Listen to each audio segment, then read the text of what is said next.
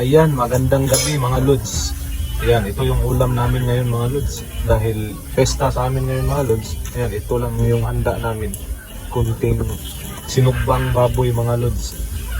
Ayan mga lods, napakasarap ng ating sinugbang baboy sa ating bukid. Ayan, natakam na yung ating mga bisita ngayon na mga munting bata. Ayan.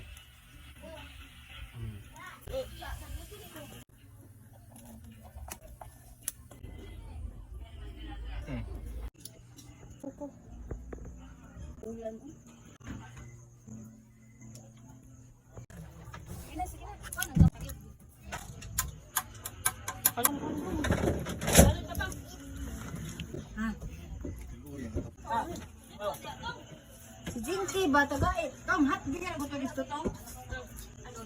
Oh. Si Jinky ba